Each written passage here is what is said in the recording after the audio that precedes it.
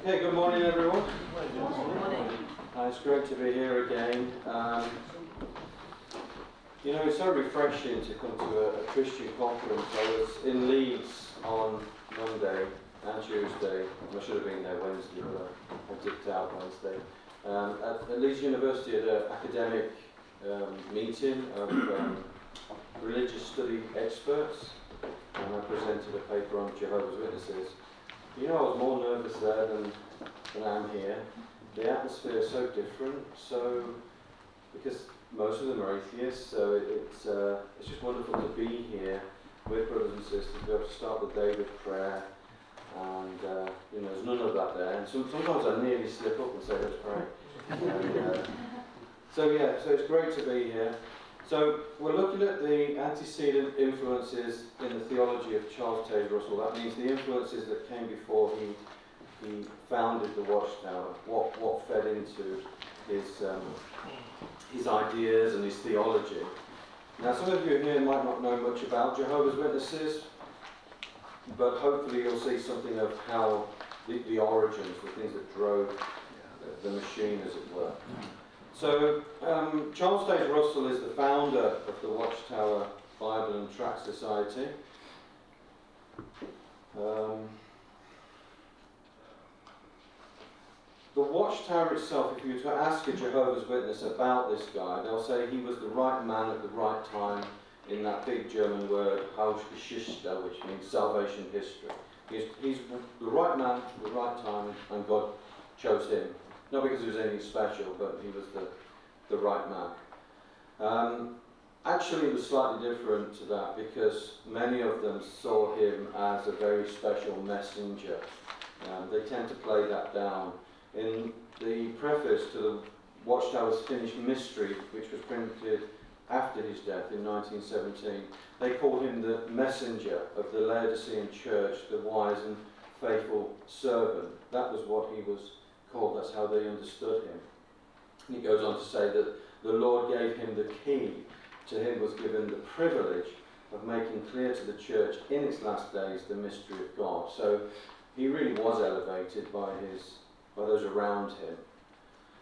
But of course, no religion is birthed in a void, so let's try and understand how this all plays out.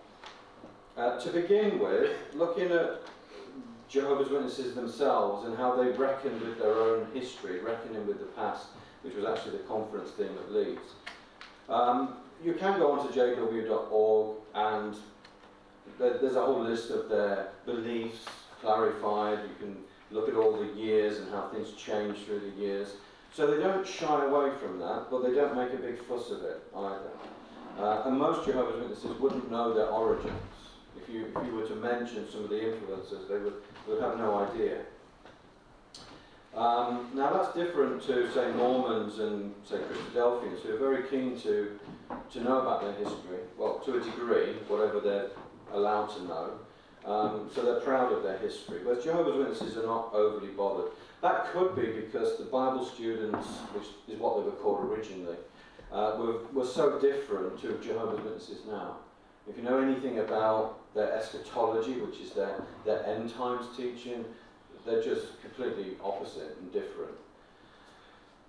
So the other thing is that Jehovah's Witnesses have this view of progressive revelation, and Michael mentioned progressive understanding or revelation in the sense of the Old Testament pointing to Jesus. But this is different. Their progressive revelation is really the idea of overwriting the past. So you can have one view one year and then overwrite it.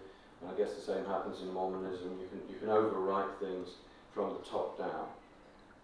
These two books they published on, supposed to be their history, but there's very little on the actual origins. So 1959, The Divine Purpose. 1993, Proclaimers of God's Kingdom. I was a Jehovah's Witness at that time, and I was disappointed that there wasn't a lot about their origins. They do acknowledge certain Adventist backgrounds. In the Proclaimers book, they mention their indebtedness to Jonas Wendell, who was a Second-day Adventist. Second-day Adventist. George Stetson, George Storrs, Nelson Barber, all those were Second Adventists and had been involved in a movement prior to that called the Millerite movement, which I'll get onto shortly. They did produce these two videos in 2010, which deal with,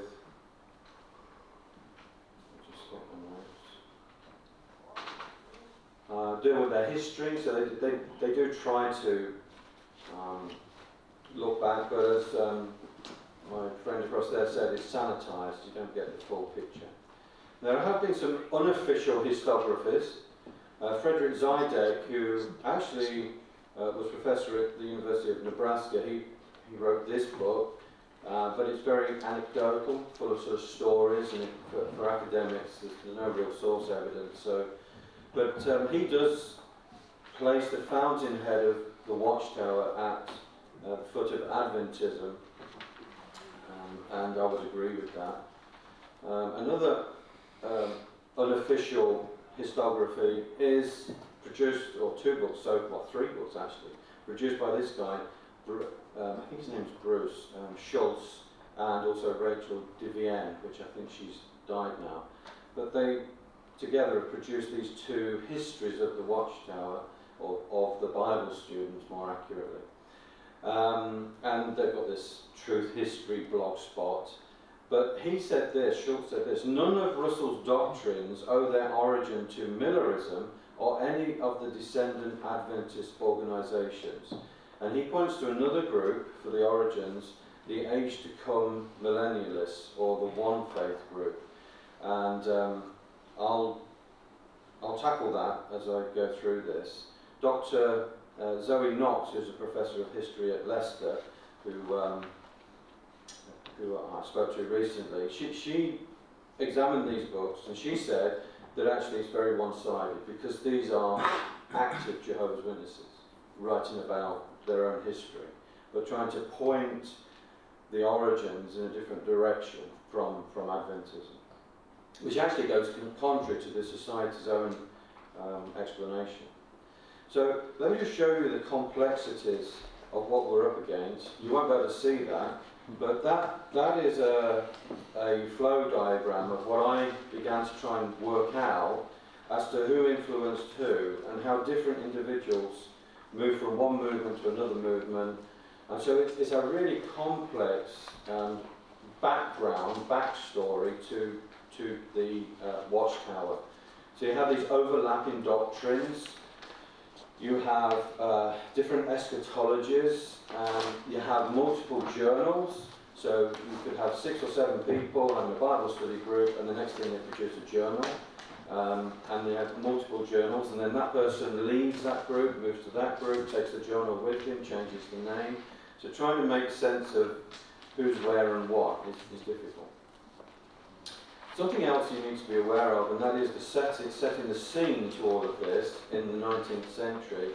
So as you move into the 19th century, we have what became known as the Second Great Awakening, which many Christians get really excited about.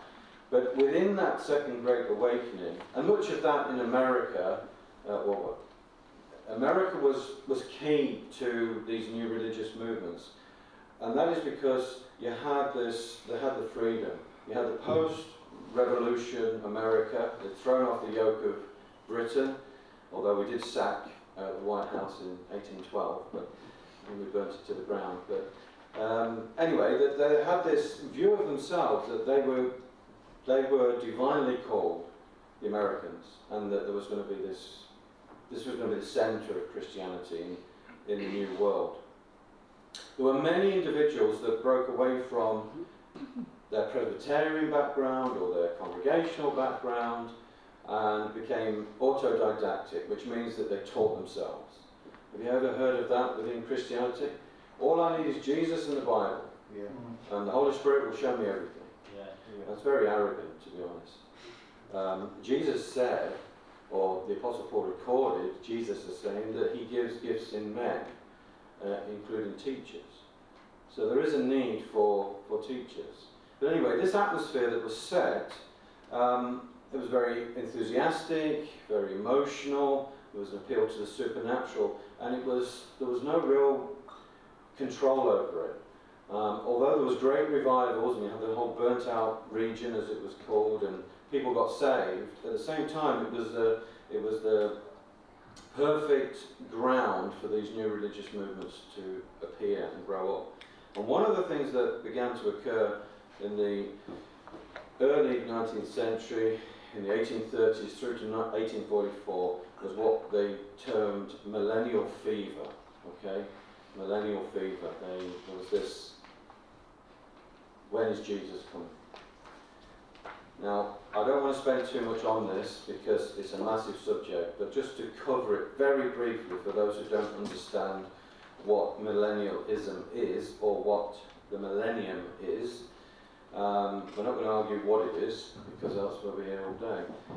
Revelation 20 speaks of a 1,000-year reign of Christ. In the early church, there were debates over what that meant. There was a group, Justin Martyr, Irenaeus, Theodore, who believed that would be a literal millennium on planet Earth. In your notes it says continuity model, a discontinuity model. It should say continuity model, and that is the idea that there's a continuity from the Old Testament to the New Testament. There's no break. There's one people of God that runs throughout. So historic premillennialism, they believed that there would be a literal millennium. Okay? Of course, there were other views as well. So the amillennial position, that was also around with the Church Fathers, was more of an allegorical understanding of that millennial period, that it wouldn't be literally on earth, but actually it spans the history of the church. And it was actually Augustine that really pinned that down. You may have heard of or even read the City of God, and that's where he moves this particular phase to a spiritual millennium. He also believed in a continuity model between Old and New Testaments. And then we have preterism. Preterism is far more modern, actually. It came out of the Counter-Reformation with a Jesuit called Luis del Alcázar. And there was a reason for that, because the reformers were using Revelation and depicting it like the beast of Revelation as, this is the Pope, Babylon the Great, there's the papacy, and they were using Revelation to attack Catholicism. So he comes back and says, no, actually all of that was already fulfilled in the past. Revelation's done and dusted. So that's preterism, and that's been advanced and probably seen as more scientific today among some circles. Postmillennialism is Jonathan Edwards, individuals like that. In fact, I met a postmillennialist at Chorley on Sunday when I was preaching, and this is about the triumphant church. This is about the millennium is something that is this advancement of Christianity, the Christianization of the world, and that was something that was very proactive in the 19th century. As the empire spread and Christianity spread, there was this idea that, this is the millennium, we're building towards Jesus coming back. So that's post-millennialism. I'll come back to 1844 in a moment, but 1844 is an important date because after that date, what was classed as historicism, and I'll explain that in a moment, gave way to dispensational premillennialism, which is a futuristic understanding of the millennium. That the millennium is literal, but is also future. And in addition to that, rather than there being a continuity model between the Old Testament flowing into the New Testament with regards to Israel, the continuity model is the idea that the church replaces Israel. The futurist premillennialism, which came from Nelson Darby, was that actually no, there's a discontinuity and there's still a place for Israel, and that plays out in the millennium. Does that make sense? Yes. Good. I was worried. Now Millerism is the one we're interested in. Millerism is based in what's known as historicism. And historicism basically means that you take the prophetic material, Daniel, Ezekiel, Revelation, and you create chronologies. Let me explain, let me show you. So this is Miller's chart of chronology. So he takes the image in Daniel, the gold, the head, and some of these are, you could agree with quite a lot of this, but it's when they start to make the chronologies. So they use what's known as a year-day principle. The year-day principle allows the exegete to turn days that are mentioned in Daniel and Revelation into years. So the day becomes a year. And the moment you turn the day into a year, you can start to create chronologies. So if you can work out when the start is, then you can make a timeline with an end point. And you can start to fit all these things. That's historicism. And you may be surprised, but historicism was how most of the reformers understood the book of Revelation. It fitted perfectly with the way they understood it was, Revelation is church history. And what's happening is now. And the Pope is this beast, and this is happening now. And there was great anticipation that the end was coming. They would put into their schemes papal power, the sacking of Rome, Napoleon, the rise of Napoleon, and so forth. So the year-day principle comes from the Jews. A Karaite philosopher called Benjamin Nawandi, he was one of the first to take this idea that the year-day principle covers all of the days. Prior to that, the Jews had looked at trying to locate when the Messiah would come through the book of Daniel, but only with specific time periods. But this guy, this particular philosopher, said no, we need to read everything literally, and we can determine when the Messiah would come. That particular philosopher said the Messiah would come in 1358. So lots of date setting. So this historicist hermeneutic, if you were to do some historical background, it comes from a guy called Joachim of Fior. So it's there sort of embryonic in the Jewish world, but it's in the 12th century that Joachim of Fior begins to develop it. And he was a crucial apocalyptic thinker of the time. He posited that human history would end between 1200 and 1260 and usher in a golden age, an age of the Holy Spirit. And monks would head up the new world, which created a revival among monasticism. Everybody wanted to be a monk. So Joachim's work went on to influence the reformers, and as I've already said, the book of Revelation was used polemically against the Catholics. Forgive me if you still agree with that. Some Christians do see that. I've got a friend who's a Presbyterian, very much, this is the Pope and so forth. But it's quite arbitrary. You can't prove it. It's an interpretive method. So the next guy is Thomas Brightman. Now, what he introduced was the idea of progressive revelation. So what he said was, there was all these, when I say reformers, I need to be more precise, Puritans. The Puritans were taking this prophetic histories, and they were creating all sorts of chronologies. Well, Brightman said, what we need to do is, we need to understand that this is a progressive understanding of the prophetic material. So the exegete's task, exegete, by the way, means to draw out the meaning of the text.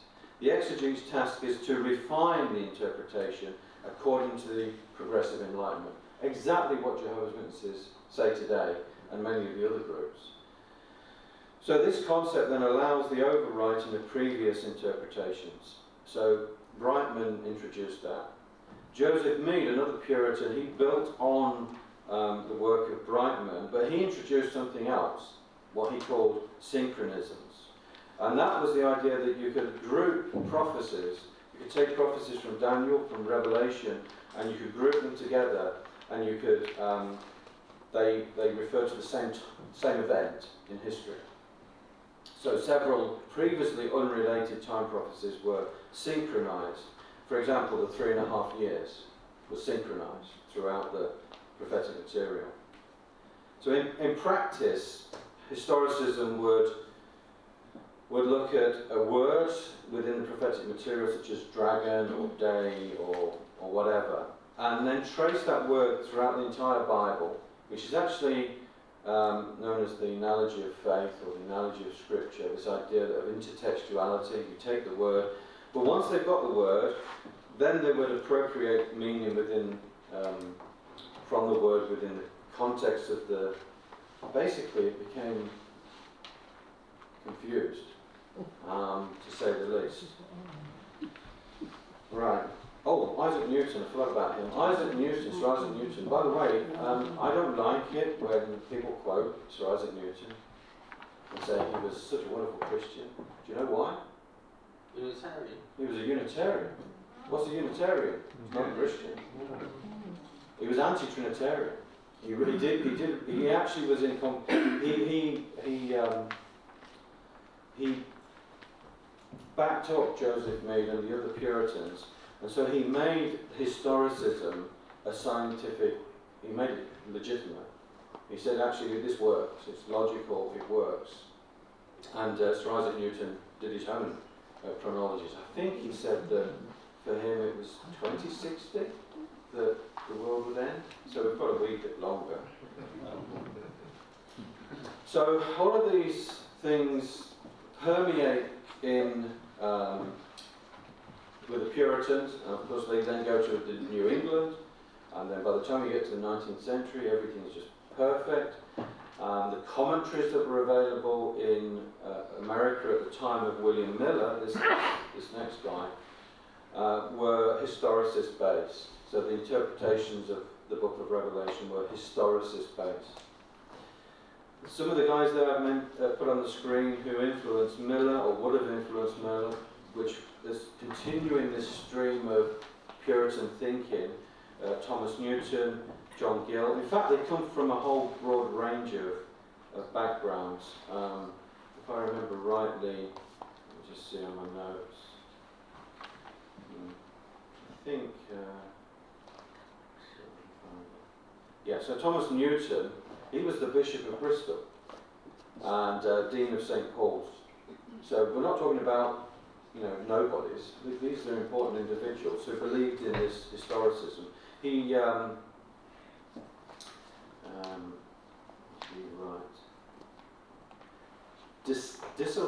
dissertations on the prophecies, 1754. So these are key individuals. John Gill, he was a Baptist theologian. Again, the historicist method was Faber as well. He did one, another book. And again, what they're looking at is that the Antichrist is the Pope, or the Antichrist might be the Mohammedans, the Islamic powers at the time. John Aquila Brown's interesting because he actually comes up with 1844 as the end date. Okay.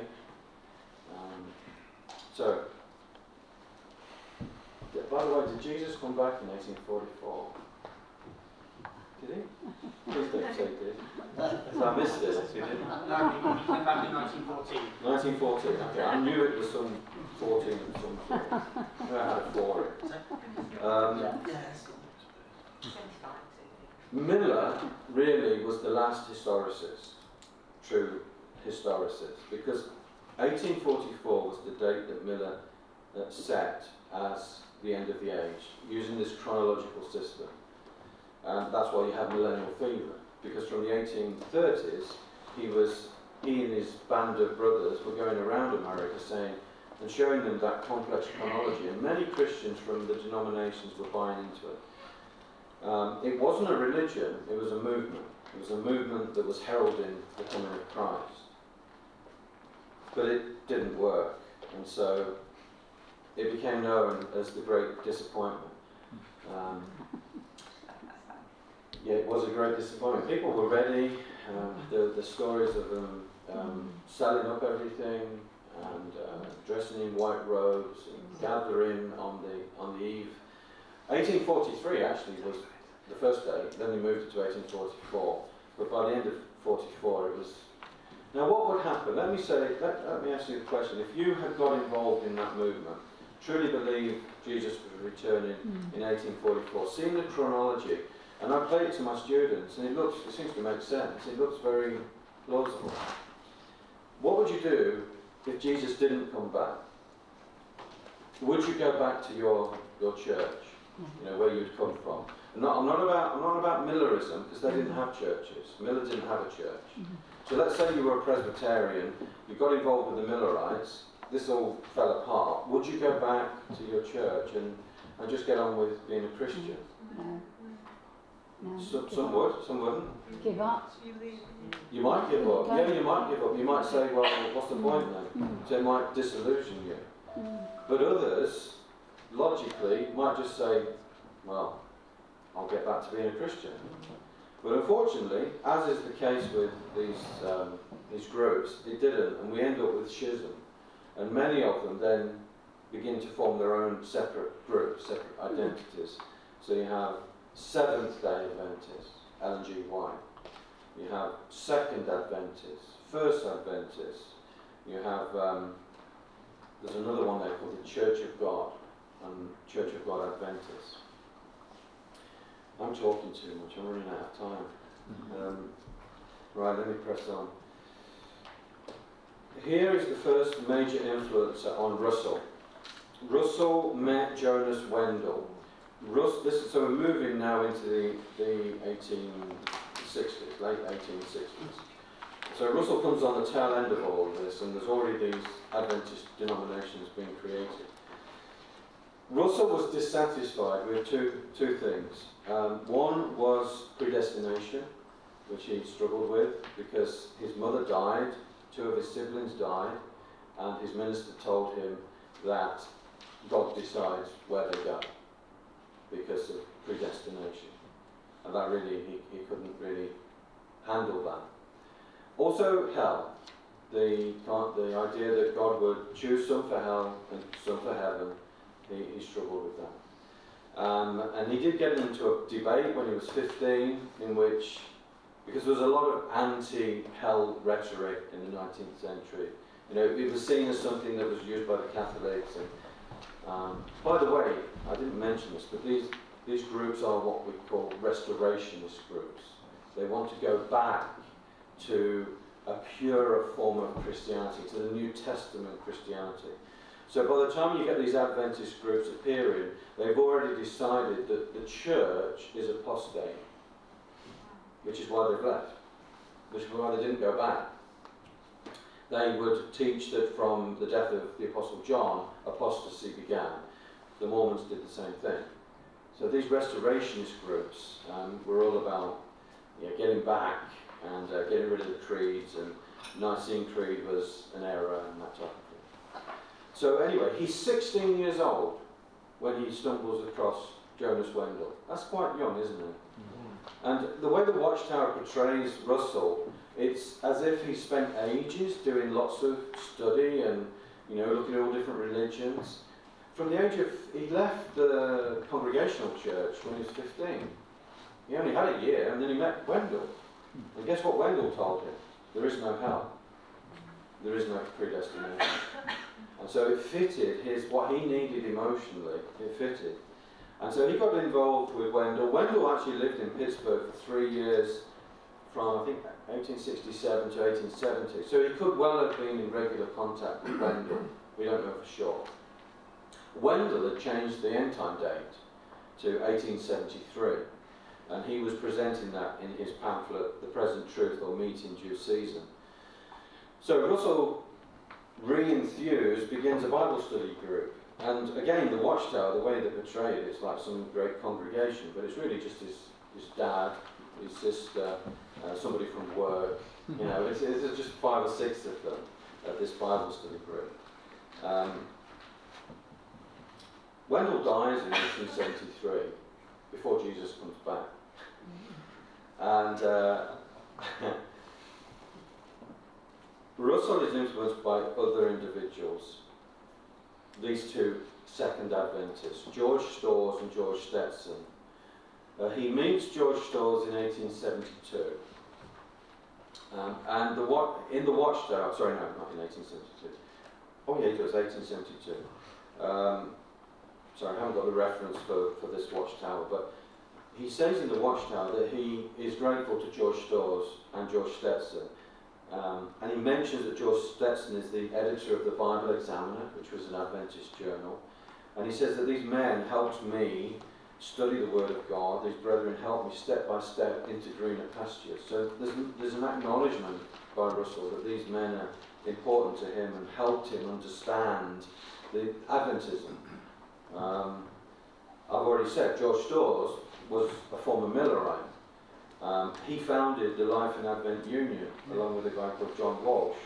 He was an editor of this Bible Examiner. He'd even promoted Russell's Object and Manner of the Lord's Return, which was a pamphlet that Russell printed in 1877. He promoted that in his journal. Another journal that's very important is called The Restitution. That's from the Age to Come Adventist. And again, Russell's articles were in Restitution. And so you can see that there's all this overlap as Russell begins to form his own identity, his own understanding.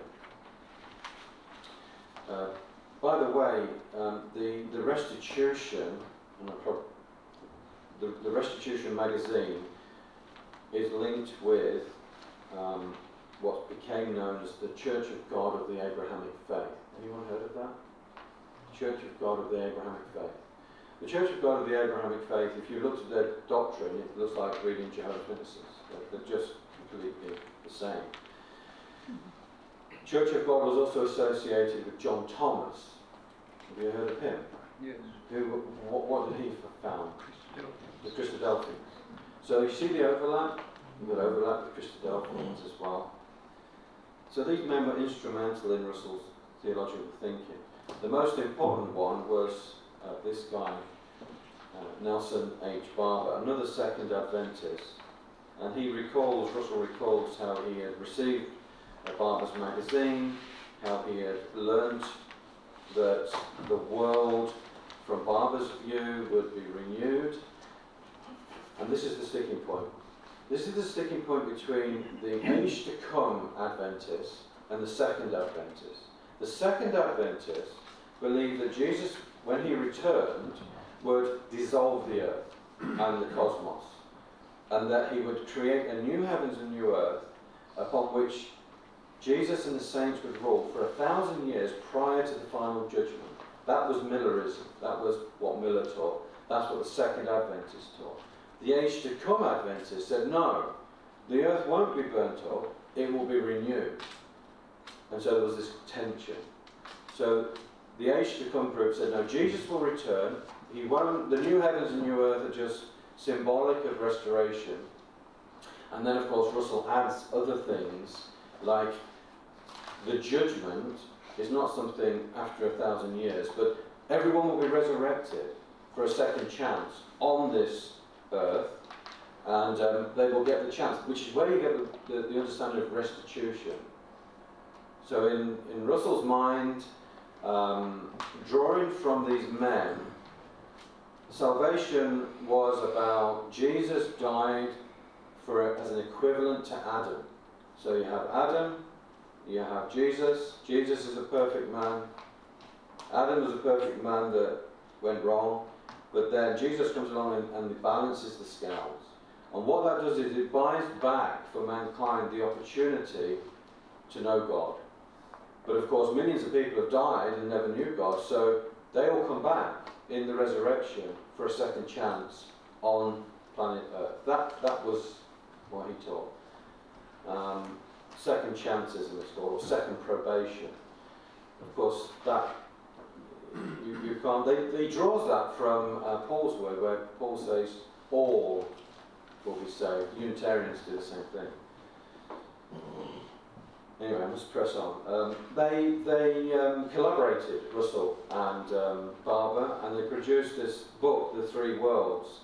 And in the three worlds they set forth their understanding of these things. The other thing Russell incorporated into this was that Jesus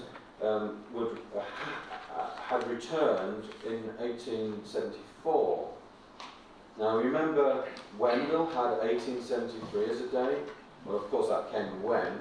So what they did with 1873 was said, well, that was the end of the millennium and the beginning of the Lord's Day, and then Jesus comes back in 1874, but invisibly, to inspect his church. And that 1874 set off a harvest period of 40 years that would end in 1914, the terminus date, 1914. So Russell and the Bible students were preaching 1914 as an end date, a terminus date that would lead into the millennial kingdom. And there's loads more I could say. I've got loads of notes, but there's just no time. Another influencer, quickly, it was Henry Grew. Now, Henry Grew was an independent Baptist, or former Baptist. He got thrown out because of his aberrant teaching. He influenced George Storrs and many of the other Adventists. So he's sort of like an anomaly. He comes out, sort of, as the Americans say, left field, and so he's not really connected with these restorationist groups, but he does write lots of pamphlets. And let me just tell you some of the things he advocated. The emphasis on the name Jehovah, that was one big thing.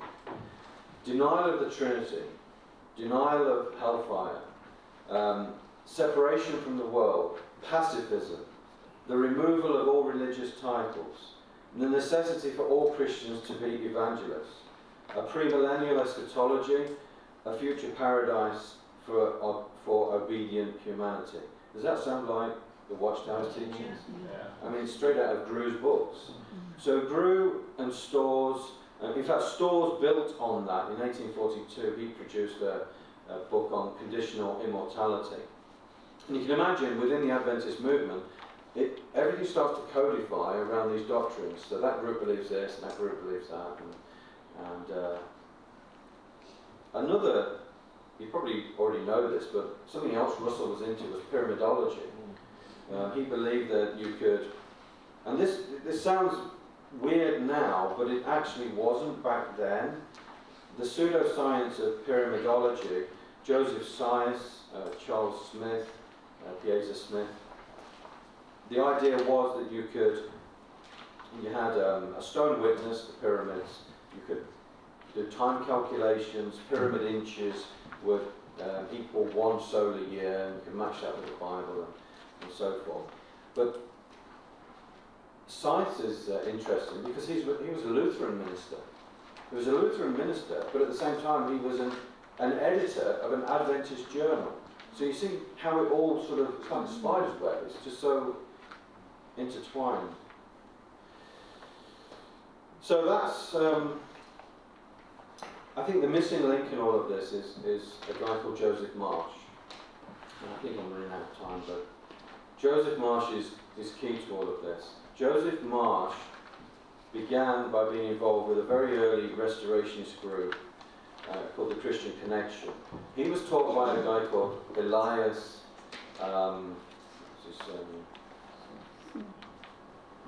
Smith. When Miller came on the scene, by the way, he'd been editing the Christian Connections magazine, the Christian Palladium. But when Miller came on the scene, he joined them. Then he was editor for theirs. Then after 1844, he sort of went silent for a bit.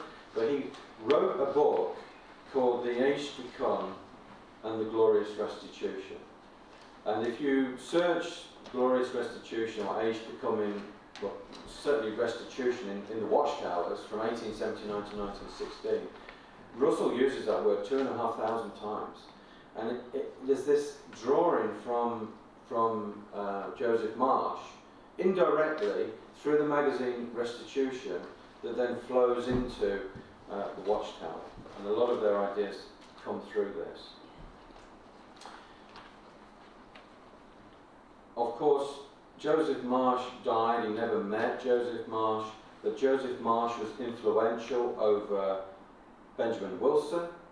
Benjamin Wilson founded the Church of God of the Abrahamic Faith.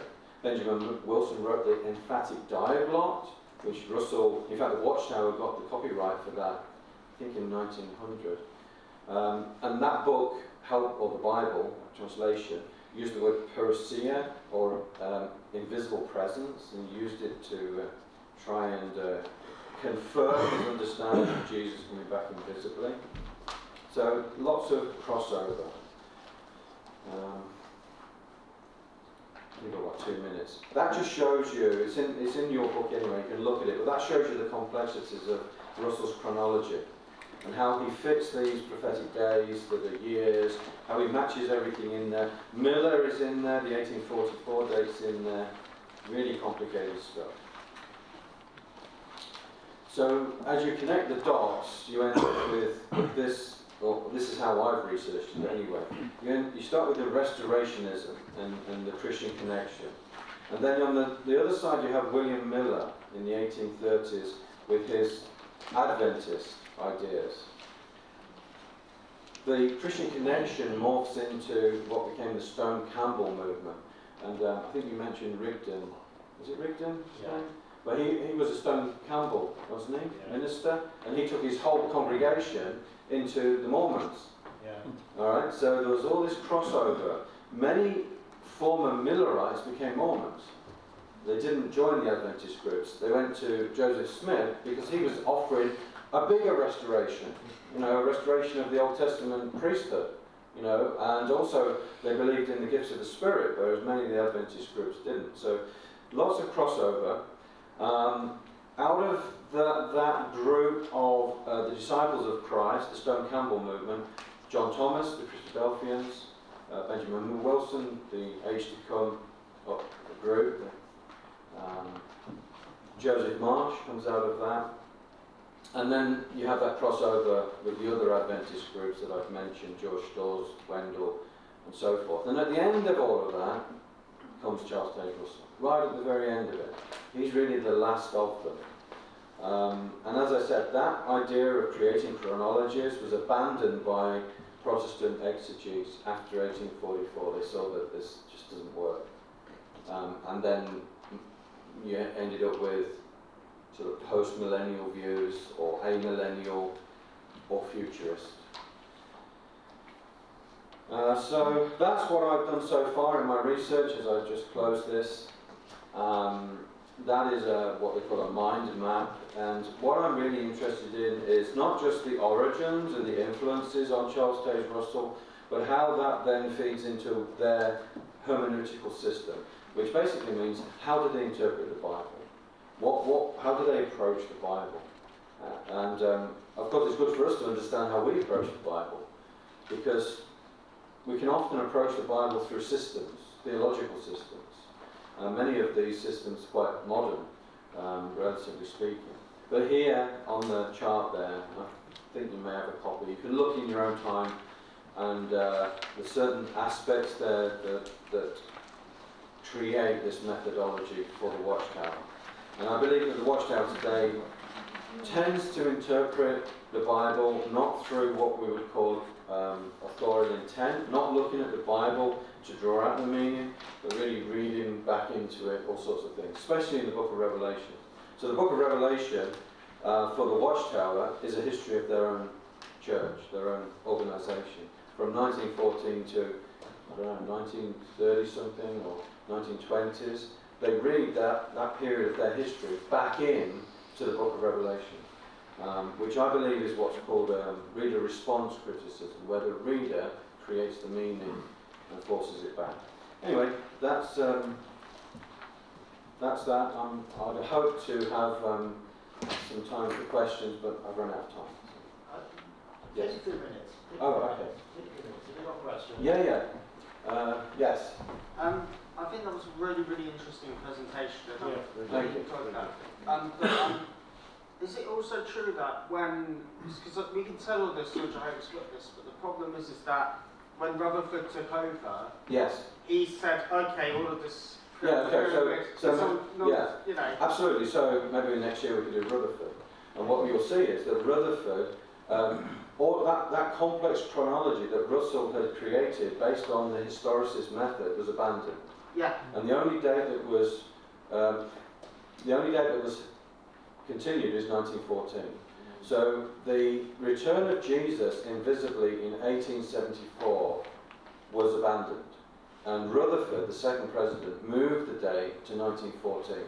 So if you speak to a Jehovah's Witness today, they'll say to you, Jesus returned invisibly in 1914. If you say no, Russell said he came back in 1874, they'll just say, well, that was a mistake. It was an error. Russell got it wrong. And that's because the progressive revelation element allows them to overwrite the past. So theoretically, they could overwrite 1914. They could come up with some elaborate explanation to move 1914 or to reinvent it, which they will have to do at some point. I think they're already doing some sort of overlapping. Yeah, there's overlapping generations, that's another thing. Because, of course, Russell, you can imagine Russell in 1914, when the First World War started, it validated, it confirmed for them that they were now entering into the Great Tribulation. But then there was peace in 1918, so that sort of messed it up. And he died in 1960. So Rutherford inherited a mess. So he had to revamp the whole thing. Yes? Yeah, I've just recently left the Witnesses. Oh, okay. I was in for 30 years. Right. And they have already abolished 1914. It's been airbrushed out of history, all their literature from that era. That's all gone now. They rearranged the whole library. So as far as they're concerned, 603 BC and 1914 never existed. Yeah, I mean, if you go on to jw.org and you were to type in 1914, it still comes up with all of that prophetic. They don't use it in talks anymore. Probably not. No.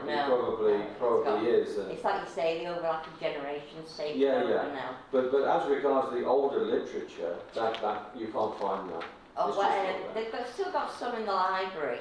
Maybe not on jw.org. You couldn't no. find a Watchtower from 1880. No, a lot of activists do actually have the original. They all have them. They've still got them if you want them. If you need them. Yeah, I've got all the Watchtowers. And again, remember, I didn't mention this, but there was schism after Russell died. So there still are Bible students today, Bible student groups that are Russellites and believe in Russells. And they see the Jehovah's Witnesses as apostates. Yeah. Oh, wow. Just what's interesting, in 1919, they reprinted all the Zion's Watchtowers from 1879. Yeah. All of which carry the heading Herald of Christ's Presence. Absolutely. So that you can see. 1919, they were still doing it. Yeah, they were. It carried on for a while, but of course, as time went by and they got further away from 1914, nothing's happening. Then they have to rethink it. Yes. I've never been a Jehovah's Witness. I don't intend to be one either. But to try and do some research to try and find out, get in my own head. One of the problems I did have was 1914. What the heck is this about? I just couldn't. Everything I was reading was contradictory. So I would go up to Carts and say, look, I don't want to. I'm not attacking you. I'm trying to be as nice as I can. But I'm going to ask you one simple question. What happened in 1914? Yeah. They would go ballistic at me. Yeah, they shouldn't do. I mean, they would just say, what's this all about? We had the First World War. And I said, oh no. But for you, in spiritual terms, what happened? Yeah. They won't answer. Maybe they basically said, I thought Jesus came back or something. Yeah. No, that's all wrong. We don't believe that. It's Christ's presence. Jesus in heaven. That's right. Jesus in heaven is thinking about the earth. Yeah. So it's an invisible presence. When you say came back, they don't believe came back physically. They believe an invisible presence. And the date they have, as that timeline shows, they still have the initial day based on the 2,500 whatever years forward, counting forward from 607, and then they come up with 1914. So 1914 is the date they retain. Yes. Why do you think they came up with 1919 as being the date that they were chosen by Jesus?